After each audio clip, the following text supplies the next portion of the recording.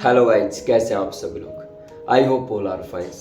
That's today story Aditya Simran. आज की जो घटना है आदित्य की मम्मी के साथ घटी थी, जिनका नाम सिमरन था। हालांकि इस घटना में दोनों शामिल थे, लेकिन जो कुछ भी उनके साथ एक मेंशन में हुआ वो काफ़ी अजीब था। करीबन 2 साल पुरानी ये घटना है। वो न्यू मुंबई में शिफ्ट हुए थे और जो आदित्य है और उनकी मम्मी जो थी सिमरन, वो एक पार्टी से वापस आ रहे थे। हालांकि जो पार्टी थी वो आदित्य के एक फ्रेंड की थी जो कि क्लास में साथ पढ़ा करते थे। आदित्य करीबन 7वीं क्लास में होगा और वो वहीं पर पढ़ाई किया करता था। करीबन 13-14 साल का होगा और आदित्य काफ़ी ज़्यादा खुश भी था। लेकिन जैसे कि मैंने बताया, वो नए नए मुंबई में शिफ्ट हुए थे। तो आदित्य की मम्मी आदित्य को लेकर वापस जब पार्टी से आ रही थी तो रास्ते में बहुत ज़ोर से बारिश होने लगी थी। तो हुआ कुछ ऐसा, जब वो रास्ते से गुजर रहे थे तो एक पेड़ टूटता है बीच से और वो सड़क पर आके गिर जाता है। और मामला कुछ ये था, आदित्य की जो मम्मी थी नई नई शिफ्ट हुई थी, तो उन्हें कोई दूसरे रास्ते का पता भी नहीं था। तो उन्होंने सोचा कि यहीं आसपास रुक के कहीं पर आराम करना पड़ेगा, उसके बाद आगे बढ़ना पड़ेगा। और आदित्य की मम्मी सिमरन गाड़ी में ही बैठे हुए थे। अचानक से जो बारिश थी उसने एक तूफान का रूप ले लिया था और पेड़ बिल्कुल सड़क के बीचों बीच आके गिर चुका था। तो इतने में ही जो आदित्य की मम्मी सिमरन थी, उसकी नज़र एक मेंशन पे पड़ती है जो कि पास ही था, बिल्कुल थोड़ी सी दूर 100 मीटर के दायरे के आसपास। तो वो गाड़ी से उतरती है और जो मेंशन था वहाँ पर जाने लगती है आदित्य को लेकर। अब वो पार्टी से आए थे, रात का समय था, थके हुए भी थे। तो जैसे तैसे करके उस मेंशन तक पहुँचते हैं आदित्य की मम्मी और आदित्य। तो वहाँ पर वो डोरबेल बजाते हैं सबसे पहले। जब वो डोरबेल बजाते हैं तो करीबन 2 से 3 मिनट बीत जाते हैं, लेकिन कोई भी नहीं आता। फिर थोड़ी देर बाद वो जो गेट था अपने आप खुल जाता है और आदित्य की मम्मी उसके अंदर प्रवेश कर जाते हैं। जैसे ही वो प्रवेश करते हैं, सामने देखते हैं कि पूरा बड़ा हॉल था। तो इतने में आदित्य की मम्मी कहती है कि बेटा, तुम्हें मैं ऊपर छोड़ के आती हूँ, वहाँ तुम आराम कर लो और मैं इतने पानी ले आऊँ नीचे से। तो इतना ही कुछ होता है। आदित्य की मम्मी आदित्य को ऊपर छोड़ के आती है और आदित्य बिल्कुल बुरी तरह से थका हुआ था और उसकी जो मम्मी थी नीचे आ जाती है पानी लेने के लिए। लेकिन होता कुछ ऐसे है, जब आदित्य ऊपर सोने लगता है तो उसे कबाड़ खाने से, यानी एक पुरानी सी अलमारी जो होती है वहां से आवाज आने लगती है, आदित्य ऐसी कुछ आवाज थी जो आदित्य को बार बार सोने नहीं दे रही थी।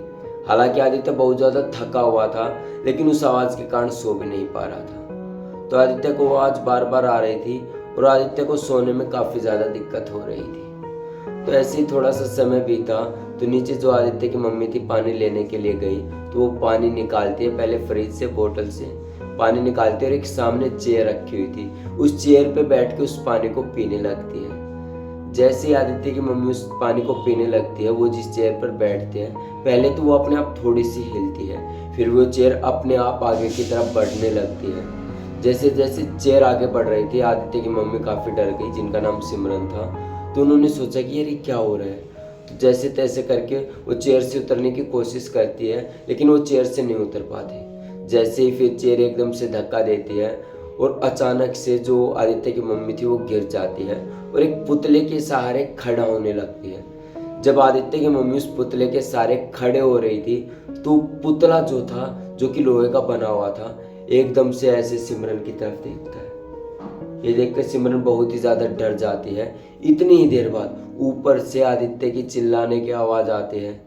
आदित्य जो कुछ वहां देखता है वो झट से खड़ा होता है और शीशे में कुछ देखता है। शीशे में जब देखता है ऊपर तो उसे एक परछाई सी दिखती है जो कि 2 नीली आंखें आपस में चस रही थी।